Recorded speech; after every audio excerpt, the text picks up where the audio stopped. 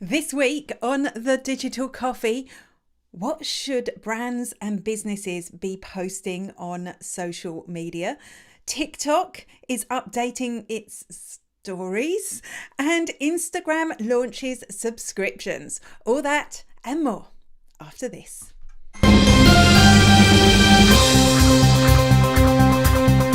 Good morning, and welcome to the Digital Coffee. This is your weekly dose of digital marketing and social media news for your business. My name is Amanda Webb, and you are very welcome here. If you're watching on Facebook, if you'd like to answer my question of the week, which is, or you can answer it on YouTube as well, but something special happens on Facebook. What's your favourite GIF? I want to know about your GIFs. Do you love GIFs? Do you hate GIFs? Do you have a favourite one? My one is the one with the cat going. That's the best impression I can do. You can share yours below. And the reason I said at the beginning, if you're on Facebook, is if you are on Facebook and you leave me a comment, so it could be that, it could be you telling me what is in your mug this morning, what beverage are you enjoying, I will send you a copy of the Digital Coffee newspaper via chatbot, so you'll get a message straight into your inbox. If you're on YouTube, I love you more. I do love you more. I'd still like to know what you're drinking. I'd still like to know about your favourite gifts. So say hello, tell me that you're watching on YouTube, and I will give you a shout out. Before we get on with the news, just a reminder that if you want to talk about this news in more detail, join me at 10:30 a.m. on Twitter with Making Sang, where we talk about all this news in more detail. You will find a tweet pinned to the top of my Twitter profile that will let you in, or if you follow me, you should get a little thing come up at the top of the screen telling you that we are live in a Twitter space. And the nice thing about Twitter spaces is you can come in, you can join the conversation, you can tell us what you think. If you don't know what Twitter spaces are, that's your chance to find out, and we'll be nice to you, I promise. And speaking of Making, here she is. Making is saying one of her favourite GIFs is the cat typing on the keyboard. I like that one too. It's an oldie but a goodie. Yes, you can't beat cat GIFs. Well, you can. I should probably start telling you about the news, shouldn't I? I'm looking around for a button to press. Bear with me. I'm Ant McGinley, and you're watching the Digital Coffee with Amanda Webb. All brands are the same on social media, apparently. Well, that's what Twitter found out in a study that it published this week. And it's very interesting to note that actually all brands have evolved into posting in exactly the same way. There is a language and a style on Twitter that they all feel like they should be adopting. And so they are. They're all going in the same direction until they just sound the same. And we're talking about big brands here. In fact, Twitter even did a test where, no, that's not the slide I want. Twitter even did a test where they took all the branding hints, the name of the brand and the logo and everything off a tweet. They showed it to people and they gave them a choice of 5 brands. And they said, which brand tweeted this? And only 1 in 3 of those people that they surveyed were able to identify the right brand. And to be honest, because it's multiple choice, there's a good chance that they lucked out on that. And this is terrible, right? It's absolutely awful. One of the things that we as small businesses or organizations do is try and differentiate ourselves. We spend a lot of time working on things like brand voice, brand personality, as well as obviously, color schemes and things along that line to make sure that everything we post is identifiably us. And brands are failing, or at least they're failing to do this on Twitter. And I think part of the problem is, there is a particular style of thing that seems to work well for brands. There's a bit of banter going on between brands. They always take off. They always get the attention. So it's very easy for everyone to slide into this fun and playful style. But actually, that just means that there is a moment when they're thought a genius, but then they're losing their brand voice. Now, younger people were surveyed for this. And we'll talk more about younger people a little bit later on. But younger people, I love younger people, just to put that out there. Younger people were surveyed for this, and they said that things like funny and playful is still a dominating style, but it's a bit old. It's a bit old. It's not in style. It's not cool to do that anymore. People want to see more diversity from the brands that they follow. You know, it doesn't always resonate with their audience. It's outdated. So brands, you think you're being cool, but you're not. In better news, we got a sneak peek of this a moment ago. Engagement is up. So even though brands all sound the same, people are engaging with brands lots on Twitter and businesses on Twitter. It is a place where you can establish your brand and get to know your customers and your audience better. So there is good news there. I think as a larger organization, if you're part of that, if you work for a larger organization, it's becoming more and more important to put a face to your brand, whether that's the CEO, whether that's a creator that you work with long term. That is really going to help you get a real brand personality across. Right, I can see we have, oh, sorry, I banged my microphone. We have Howard Howie here, La Vie Monochrome, which I've said in a really silly way. Help, I'm on YouTube as usual. Have tweeted you my favourite GIF. Oh, I shall look forward to seeing that once I get off the show. And anyone else that's watching, if you want to share with me your favourite GIF or just tell me what it is, like May King has, the cat playing piano, I would love to see it. And that is relevant. I'm not just asking for no reason. It's very relevant to a story we shall be talking about later on. Hey, I'm Christine Gritman, and you are watching The Digital Coffee with social media superstar Amanda Webb. Guess what? Stories are not dead. Breaking, they are not dead. We may have thought that stories as a social media format were completely dead after Twitter and LinkedIn ditched them. But no, the most trendy social network out there is really introducing them. TikTok. Actually, TikTok have had stories for a while. I remember us talking about that when it happened, but now TikTok are making them more prominent. You are going to start seeing stories in the For You page, which is where you see the stuff that TikTok has identified you'll be interested in, not just stuff from people you follow. Previously, stories have been available. You had to access them via the sidebar. And when you went into the sidebar, you could only see the ones from the people you follow. So this is big that they've thought that they're so successful there that they are pushing them out into the For You feed. So you'll scroll through, you'll see a story. Is this the one I want? There you go. Thanks, Matt Navarro, for the wonderful tweet. You will see the story. You will be able to see it's a story because it'll be marked. That little bluey green thing means it's a story.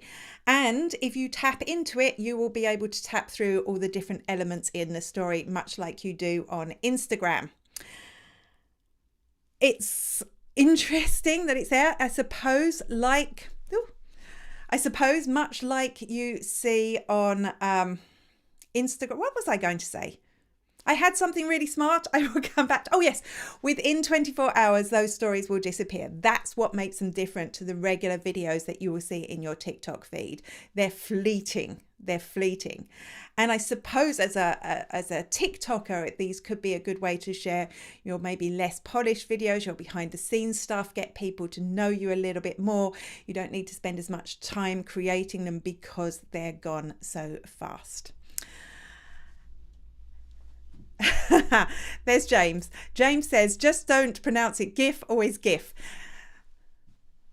GIF or GIF is the big conversation. The person who invented them calls them GIFs. But I'm just going to say he's wrong. He's wrong.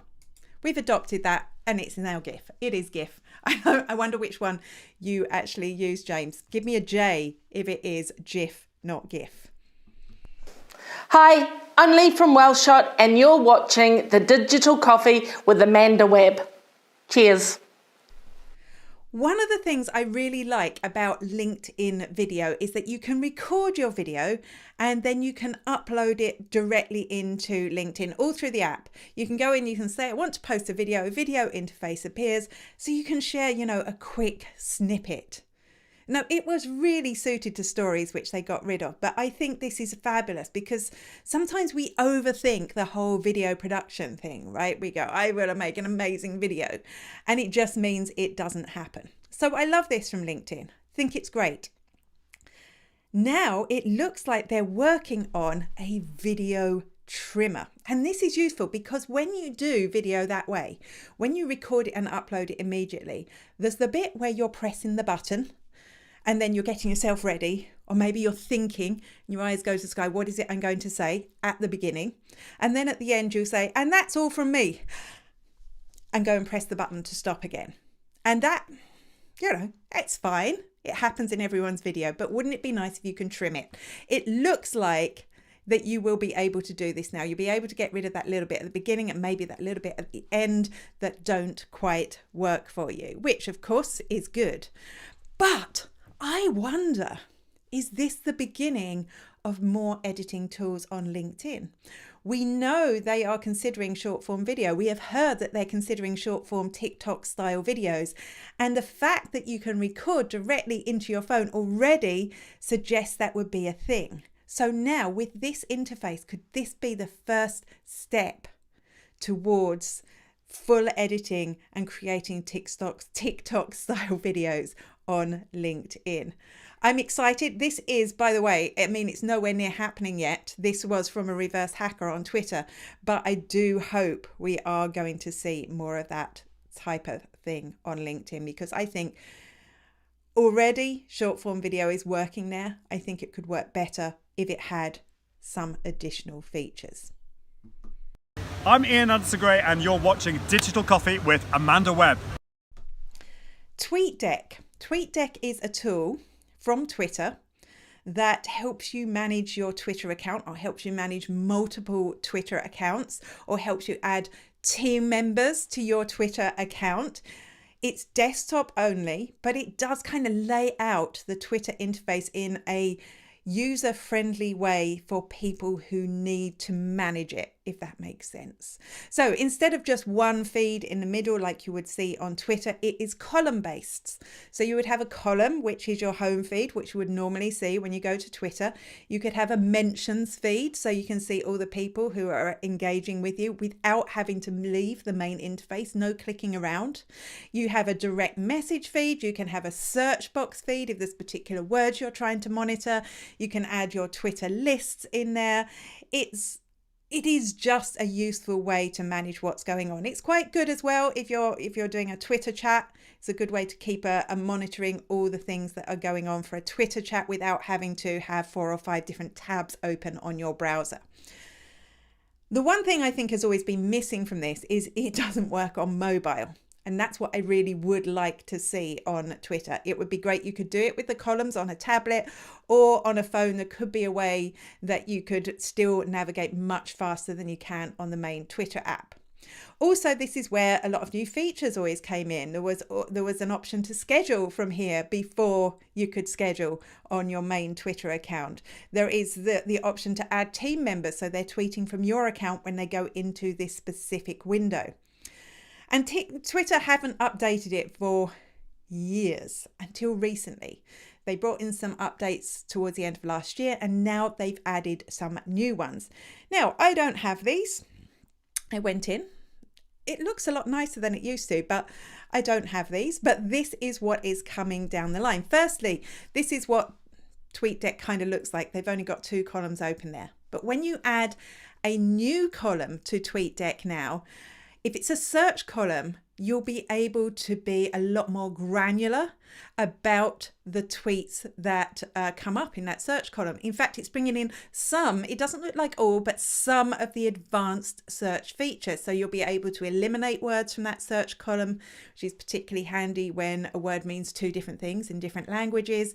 You'll be able to choose your language. You'll be able to choose a specific time period that you're monitoring that for. So that will make it way more useful. And the other column that they're adding is going to be lists. Now, at the moment, you can add your own lists or lists that you follow, but now you'll actually be able to search for lists to add in there, which means it's a good way to discover people beyond your own bubble, to find people that are talking about topics, people that other people have thought are list worthy, to add them to a list and find a lot of new people to engage with. So I think this is all very interesting. I do think, Twitter, you do need to bite the bullet and put it on mobile. That is the big update that we all want. And because it's a free tool, it only does Twitter is the downside of Tweetdeck. But of course it does, because it's a free tool. But it is an excellent way to manage multiple Twitter accounts, or even to easily manage your own Twitter account. In fact, I'm going to give it a go again. Now that I've opened it up and seen how pretty it is, I might give it a try. I can see we've got lots of comments here from James, and one of them says he's going to be a geek. So is it the pronunciation of GIF or GIF? You don't pronounce it GIF, it's GIF, always GIF. Well, yes, correct. Oh dear, I'm not going to be able to read this one out. I'm going to say this wrong. I prefer to use the full name Graphics Interchange. Oh, it actually isn't difficult. It's just because I can't see properly.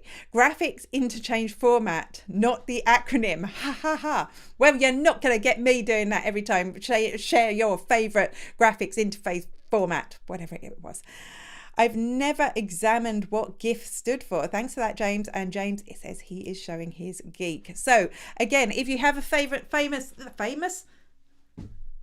if you have a favourite GIF, please tell me about it. I want to know, because we have got a story that will reveal why exactly I'm asking you this question. You're watching The Digital Coffee with Amanda Webb.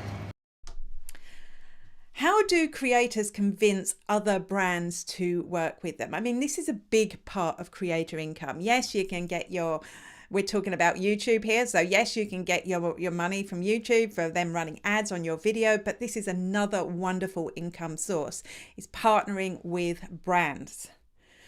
And until now, if you were a YouTuber, you would need to put together a media kit for these brands, which would share your statistics, tell them about your audience, give them a whole lot of information. It's a lot of hassle to create and also to keep up to date, because obviously on YouTube, your stats are changing every single day. YouTube is helping. YouTube wants to help creators make better partnerships with brands. So it is giving creators. Now you have to already have YouTube partnership, which means you need to meet some parameters, 1,000 subscribers, a certain amount of views over a certain period of time. But once you're a partner, you will get one of these pages. And what it will be is it will be a tab that you'll be able to send people to on YouTube to view your media kit. You'll be able to update your description without it changing on your main channel. So you'll be able to kind of sell it a little bit more just to the people that you want to partner with. And underneath that, I'm sure I have a... Here we go. Underneath that, you will have statistics for your channel. So things like your average watch time, your unique visitors, your subscribers, some demographic information about all those people. So it could be really useful. And what I love about this is because it's coming straight from YouTube. For a business, this means it can verify that actually these statistics, you didn't just make them up. You didn't just go and screen grab off someone else. These are real. They're coming from YouTube. And from a creator point of view, it's saving lots of time. So I think this is a very positive update for creators.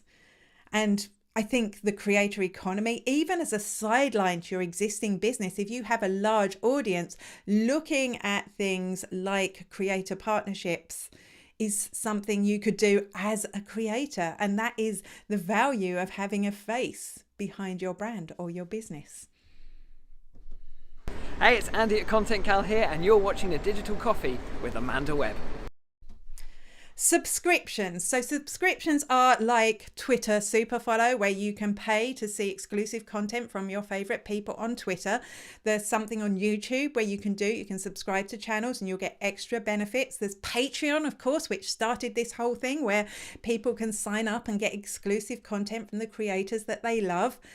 This is a thing now, and this is a way that if your business is creator based, if you are a creator, stroke influencer, this is a way you can make a steady income. Or that's what Adam Mossery from Instagram is saying, because he's launching a subscription package. Instead of having to rely on brand partnerships, this means you'll have a steady income coming in, whether you get a brand deal that week, that month, or not, which is good, right? So these Instagram subscriptions, and I'm sure I've lost the slide. I've lost my mind. So what Instagram are doing is they're launching a subscription service. It's only launching in the US initially. And what it will mean is people will be able to pay a monthly subscription to somebody on Instagram. And when they do that, they get exclusive content on Instagram. And that will include stories. So creators will be able to share specific stories just to the people who subscribe to their channel. They'll have live videos, which again, you will be able to share just specifically to subscribers for your Instagram. And thirdly, the people who subscribe get a special badge. And that special badge will appear next to their comments when they post on that creator's comments on their posts or by direct message, which means creators will know to give them that special attention. I'm going to be really interested to see how this pans out. I do think there is a case for people subscribing for additional content. In fact, I think there is a real trend towards that. We're hearing a lot about creator tokens or social tokens, which are essentially a type of crypto, but it is essentially just another subscription service. It just will make it like, at first you're going to want to subscribe to people, but it'll be like when you subscribe to Netflix and Amazon and Apple TV. In the end, you'll go, well, how many of these am I actually going to subscribe to? So from a creator's point of view, using those tools, I think particularly those live streams, is going to be the way to keep people paying month after month. We do have one more story, and it's all about the gifts. The gifts. The gifts. Hi, I'm Kyra Fingleton from Glamping Under the Stars, and you're watching The Digital Coffee with Amanda Webb. How we communicate online is constantly evolving. The language, the style, it is constantly evolving. And one way that it is evolving is by kids saying we are not cool. It was a couple of years ago. I know it was a couple of years ago because I was standing in front of a group of people, and I haven't been able to do that for a couple of years, that I discovered that younger people think that using a lot of emojis, looking at you, James, is uncool. It is passé. It is duh. I was shocked. I was surprised. I used emojis all the time. They constantly brighten up posts. Why are they uncool? Well, that was my first big shock. It didn't stop me using emojis, but it did make me think a little bit more about it. Apparently using the crying laughing emoji right now is uncool. It makes you look old. That's all right. I am old, younger people. Now they're coming for our GIFs. Yes, apparently if you use a GIF, you are a boomer. Sometimes I don't think younger people know what a boomer is, because apparently people, according to them, is over 33. You have to be over 33 to use GIFs. Not a boomer.